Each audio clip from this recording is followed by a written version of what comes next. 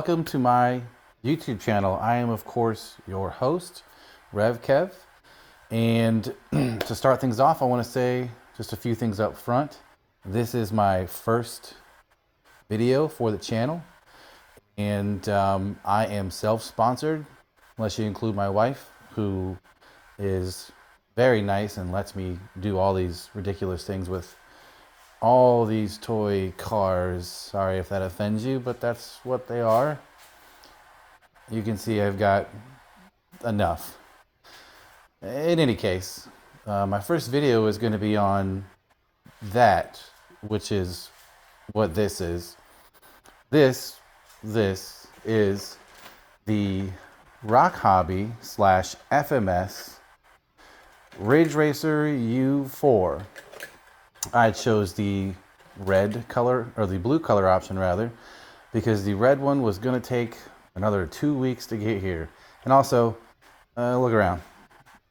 I got a lot of red. I got plenty of red things. In this video, I'm going to talk a little bit about this, some first impressions, and tell you about so far, the one and only failure I've had. Now, you're probably looking at this going, well, geez, I've even ran it. Yes, I have, just on my street, and it's got a little bit of tumble rash from the blacktop. A couple of these are my fault. A couple of them are from my neighbor's kid who ran out because he loves these things, and I didn't want to hit him doing mock Jesus. This thing is pretty fast.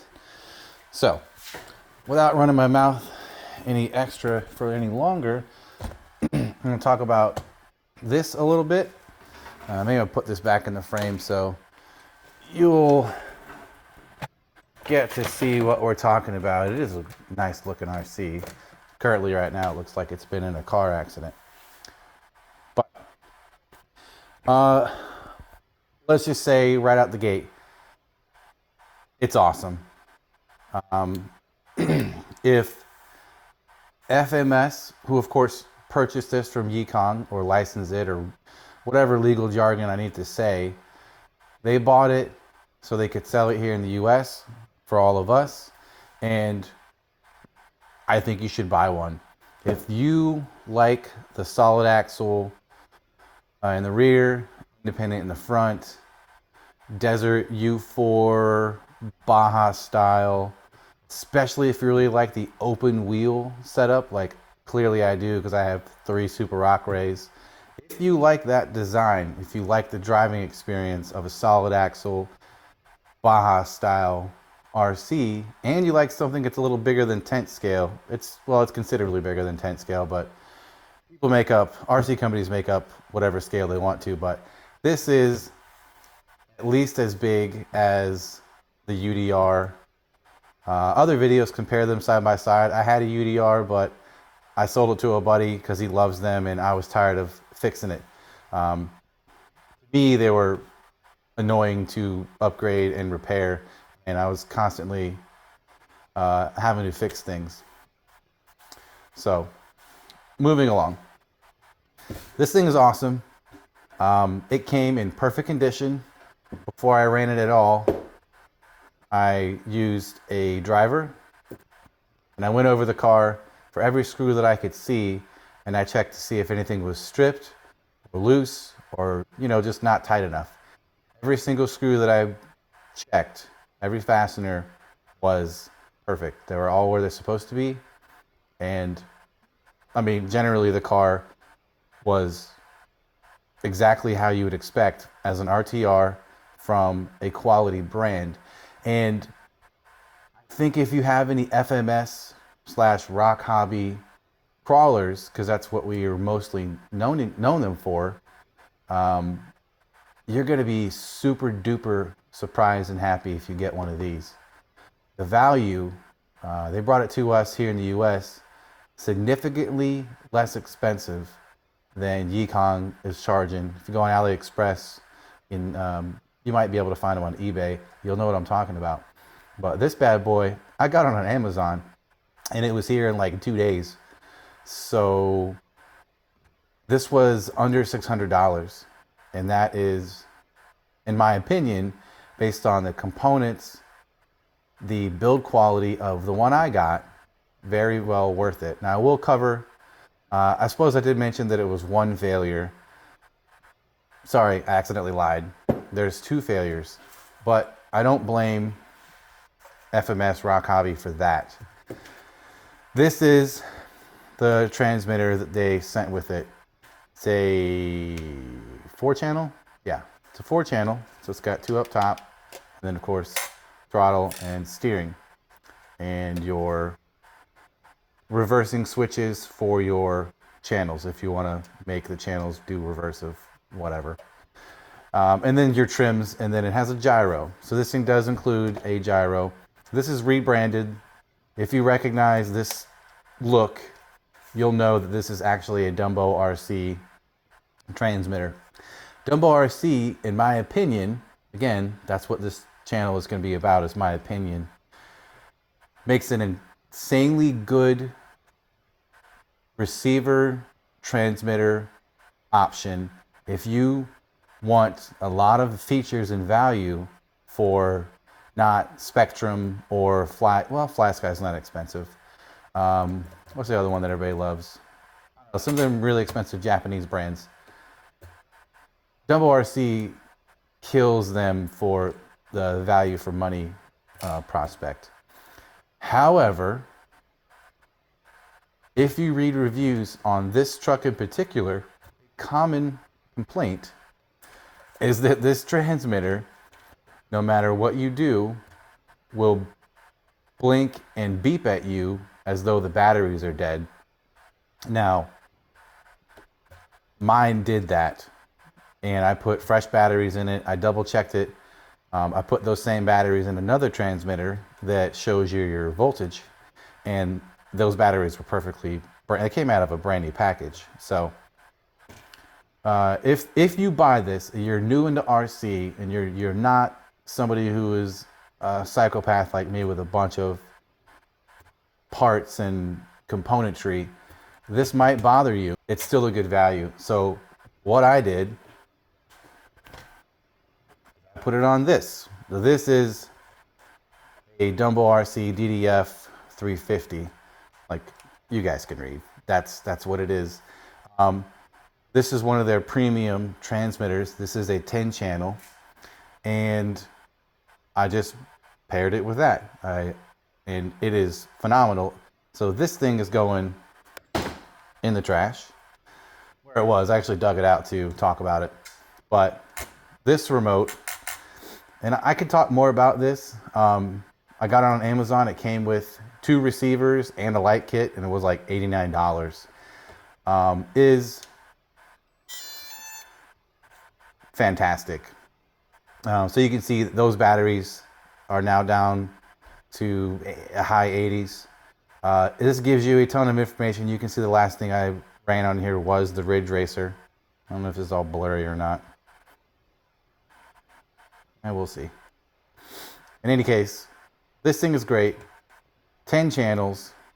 That channel 7 is a 3-position, so you can do all kinds of stuff with that, like probably like a winch or something that needs 3 positions.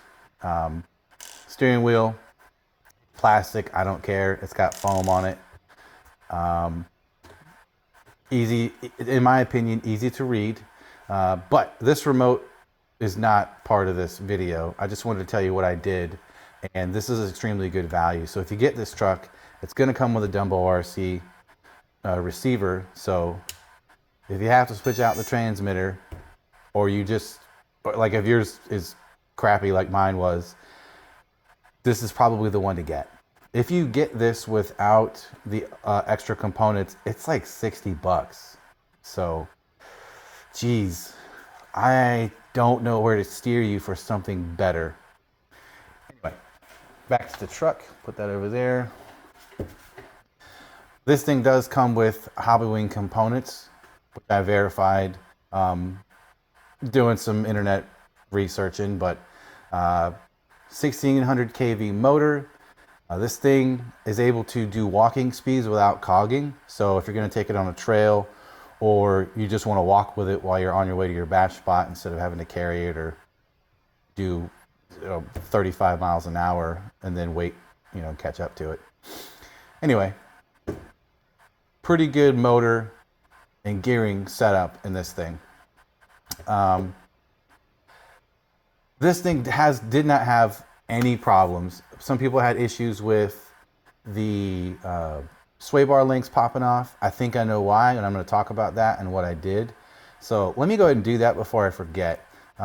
Again, forgive me, this is my first YouTube video recording for this channel. So this is probably going to sound like it's my first video. Hopefully, though, you still get some good information about this RC and, more to come.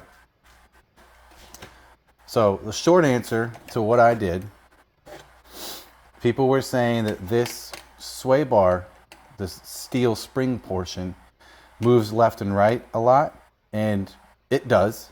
I don't think it actually comes into play for what was going on. But what I did is simply took a zip tie on each side, the inside and the outside of the portion that captures it onto the cage. And then cinch those two together with another zip tie. So what it does, and I did it on both sides. So what it does is it keeps the sway bar from being able to move left and right. Right, so oh, hey, eBay. It won't let the links get too far away from their natural up and down travel. It won't let them go like too much like this. The other thing that I noticed when I took this thing apart, or at least was looking at it, these links, these snap-on ball joints were both canted inward. And when you look at the actual link down here, it is straight up and down. There's no twist, there's no angle, there's nothing built into it to suggest that its optimal position would be angled inward or outward or whatever. So I just simply loosened the grub screws, straightened them, and then tightened them back down. So in the probably 5 tumbles I've had with this, and one of them being pretty significant, it's likely where that came from, and that this the balls did not pop off. So I don't know that that's necessarily the fix, because I haven't really wrecked this thing too bad, but we're gonna find out. So stay tuned for that. Otherwise, this body's and cage is attached really nicely, very sturdy. It has this cage component down here, nestles into, put this down so I can use my hands, that nestles into a component down here on the chassis. So when the body and chassis are smashed together, such as like a hard landing, either on the roof or on the wheels, the body is supported by that cage on these perches here. So, all right, let's get into the actual failure I had. So it kind of wasn't really a failure. These things happen to all RCs. The pinion came loose. That's it. That's all that's happened. The pinion came loose. The pinion had simply slipped forward and was getting bound up on the spur gear. I don't see any damage, so it happened like basically right at the end of my little street bash. So yeah, took this out. Not really that hard once you figure out what you have to do. Fix it, put some red Loctite on it. It had Loctite, but I used a lot of it. And then if you see these kind of little white dots that are on either side of that pinion, or the grub screw rather, that's super glue. This is a trick that I've been using, well, since I had an X-Max, because the X-Max pinion would slip off all the time. That thing's meant to send, and it handles it, except the pinion would just keep coming off. slip forward off the shaft, just far enough to make that thing just go zing, zing instead of going. So red Loctite, super glue. I've been letting it dry overnight. I do not think this will be a problem again. Now, this is also how you're going to have to gear it up or gear it down. I'm not going to gear it down. I'm also not going to gear it up. I actually think it's plenty fast for what I intend to do with this. This is not what I would call a basher. Plenty of YouTube people have said that. And I agree. This is more of a scale race bash is what I would probably call it. Similar to the super laser nut that I showed you a second ago. I will say this disassembly, very easy. No screws were stripped. None of the shocks were leaking. There was no diff fluid anywhere. The diff feels great. This is a nice machined aluminum one. Very thick out drives. Like these look very, very sturdy. The diff feels like it's been filled properly. That's got a nice weight in there. I don't know what it is. Because these are tunable. You can put whatever weight you want in here, more or less weight, earplugs. You can kind of have a ball. I do not suggest locking up diffs on vehicles like this unless you're going to make them go much, much, much, much slower and then not jump them. Because locked diffs typically equals broken parts. So talk a little bit about these bearings. These look like bearings that came out of an X-Max. Like I did lots of work on an X-Max. These look like something that belong in an 8S vehicle, and they're very good. I didn't clean anything. Granted, I didn't really take it off-road, just down my street to see how fast it is and do some tuning with it. But yeah, like it comes with really nice stuff. This is a very nice hardened gear. It's been skeletonized to keep it lighter. Very nice bearings. So you do really get what you pay for, it seems, with this. And